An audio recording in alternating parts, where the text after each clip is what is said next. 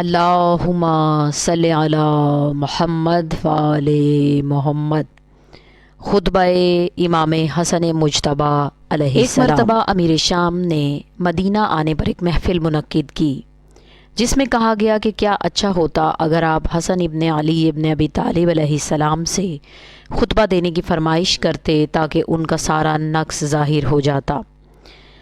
پس امام حسن مجتبیٰ علیہ السلام کو بلوایا گیا اور کہا کہ آپ ممبر پر جا کر ہم لوگوں کو کچھ واعظ و نصیحت کریں۔ پس آپ کھڑے ہوئے اور ممبر پر تشریف فرما ہونے کے بعد حمد و ثنائے الہی بجا لائے، پھر فرمایا، اے لوگو، جو ہمیں جانتا ہے وہ تو جانتا ہی ہے، جو نہیں جانتا وہ جان لے کہ میں حسن ابن علی ابن ابی طالب ہوں، میں سیدۃ النساء فاطمہ زہرا بنت رسول اللہ کا فرزند ہوں، میں اس کا فرزند ہوں جو تمام مخلوقات میں سب سے بہتر ہے، میں رسول اللہ صلی اللہ علیہ وآلہ وسلم کا فرزند ہوں، میں صاحب فضائل اور صاحب معجزات و دلائل کا فرزند ہوں، میں امیر المومنین کا فرزند ہوں، میں اپنے حق سے محروم کر دیا گیا ہوں، میں اور میرا بھائی حسین دونوں جوانان اہل جنت کے سردار ہیں، میں رکن و مقام اور مکہ و مینا کا فرزند ہوں۔ امیر شام نے کہا، چھوڑیے ان باتوں کو، ذرا رطب کے متعلق کچھ بیان کیجیے۔ آپ نے فرمایا، رطب کے دانے ہوا سے بڑے ہوتے ہیں، گرمی سے پک جاتے ہیں اور ٹھنڈک سے لطیف و طیب ہو جاتے ہیں۔ یہ کہہ کر آپ پھر سلسلہ کلام کی طرف پلٹے اور فرمایا، میں خلق خدا کا امام ہوں، میں محمد رسول اللہ صلی اللہ علیہ وآلہ وسلم کا فرزند ہوں۔ یہ سن کر امیر شام خوف زدہ ہوا کہ آگے نہیں معلوم یہ کیا کہہ دیں، جس کا لوگوں کو علم ہو جائے تو فتنہ برپا ہو جائے گا۔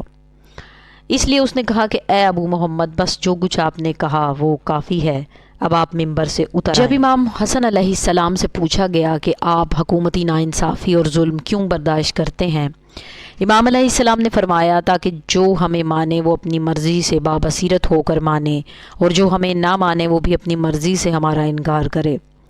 اگر میں چاہوں اور خدا سے دعا کروں تو اللہ عراق کو شام اور شام کو عراق بنا دے، مرد کو عورت اور عورت کو مرد بنا دے۔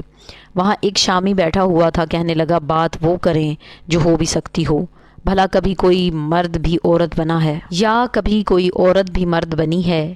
امام حسن علیہ السلام نے جلال سے اسے دیکھا اور فرمایا، اے بے شرم عورت، اٹھ یہاں سے، تجھے مردوں میں بیٹھتے ہوئے شرم نہیں آتی؟ جب اس شامی نے اپنی جانب نگاہ کی تو وہ عورت تھی۔ امام علیہ السلام نے فرمایا، تیری بیوی مرد بن چکی ہے، تیرے شکم سے ایک بچہ ہوگا جو نامکمل ہوگا۔ کچھ عرصے بعد وہ دونوں بچے کو لے کر آئے، خدمت امام علیہ السلام میں پہنچ کر توبہ کی تو امام حسن علیہ السلام نے دعا فرمائی اور دونوں اپنی اپنی اصلی حالت میں آ گئے۔